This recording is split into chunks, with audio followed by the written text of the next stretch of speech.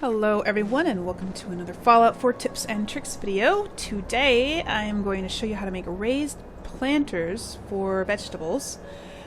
Now I did not make this up. I got the idea from someone on Twitter at Stacy Plays, and that's where I saw it. I'm not sure if she made it up.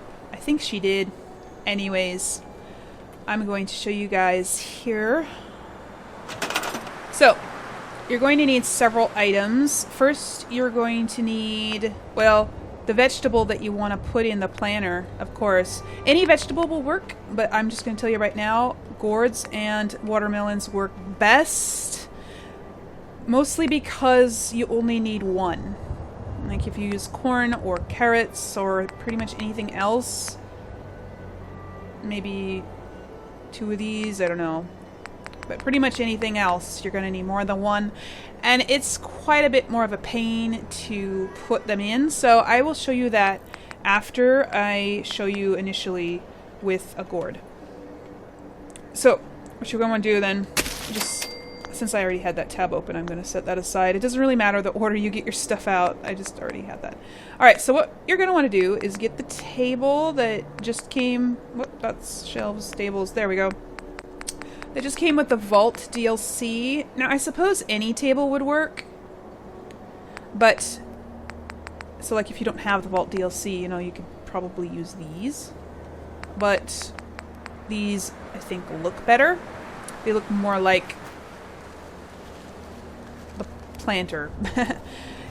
Now, set it wherever you want your planter to go, okay? Then, go to rugs. And you're going to want to use this one, the square one that looks ugly. Okay, it's yeah, it's about the fifth one in or so. Anyways, make a row of these. Doesn't really matter. Just then go in closer and you can align them up so that they're perfectly straight with each other, okay? And slightly overlap them. Mainly just because if you don't overlap them, they're a little too long for the table. Okay. There we go. Last one. See how they kind of look like dirt? They don't really look like rugs. Alright, there. Once you got them all, go to the concrete tab and get the handy dandy good for practically everything concrete pillar. You're going to want to lower it into the ground, not touching the rugs. Make it a little bit away from the rugs, and then select, group select them, and then you're just going to want to, let's see here, get yourself in a position so that you can line them up so that they're straight on the top of the table, okay? You want them to be as centered as you can get them.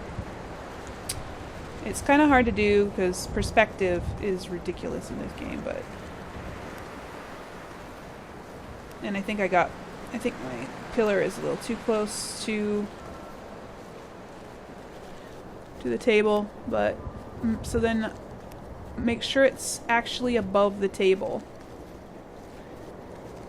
And then you can kind of tell by when you raise it up, it turns a slightly darker green, or whatever color your Pip-Boy is. So it's sort of light green, then it turns slightly darker green. I don't know if you could tell that in the video. If it hasn't turned a darker green, then it's still sunk into the table, and when you let go it will be actually sunk into the table. If that happens, you can just move your table out of the way, and unless you have all kinds of stuff around it, you'll just have to do it again. Anyway, now, so we got that, and it's not perfectly straight. If I was going to be making this a permanent one, I would take this off and redo it until it was even on both sides, because I think it looks better. But for the sake of expediency in this video, I'm going to just leave it like that. So then you get your plant, whatever you want, and you can put your concrete pillar next to it, okay? and then select all again, and just move your plant over to here. And boom. And there you have it. A planter. So see, the plant's not even straight on there. So yeah, you know, you would want to tweak it a little bit until you got it just right. But the settlers will take care of the plants when they're up here, and they will grow vegetables on them. Now, to show you how to do the other types of vegetables, it's a little tougher to get them all in there. So probably the easiest way to do it, so like for instance, see, you could put 2 rows of 3 carrots on here.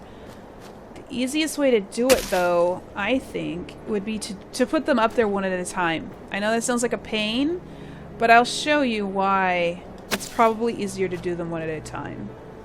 Because you might be thinking, I could just make 3 rows of carrots, or 2 rows of 3 carrots, and put them up there all at once with the group select.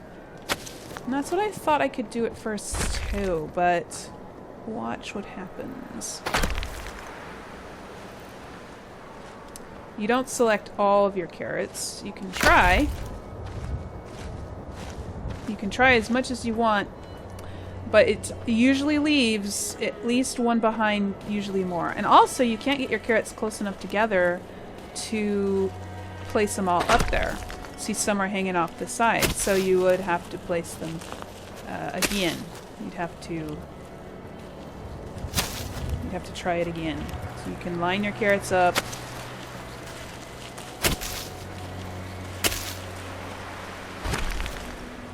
And then try again. But then, this is what happens. They don't select again. Once you've had them down, you have to, like, once you've done it once, you have to store them and then put them back out again in order for them to work. The pillar won't group select them again. So then you can store them, and see, it won't select all of them. So, but you can get a good many. So it might take you a couple tries to get enough carrots or corn or whatever on there, but you can do it. So it might be easier in the end just to do them. Whoa. Okay, that's odd. As you can see, the settlers do take care of them. Yeah. If you ain't been up to see Grey Garden, you should go. Anyway, you guys. That place is run by robots. That is how you make a raised vegetable planter, I guess is what they could be called. I don't know what else to call them. In a vault, or pretty much any player-made structure, you can't sink the concrete pillar into the ground, so you can't do this inside. So build it completely outside where there's dirt, and then once it's all assembled, use something like the ashtray to select the entire thing and move it inside the room that you want to put it in.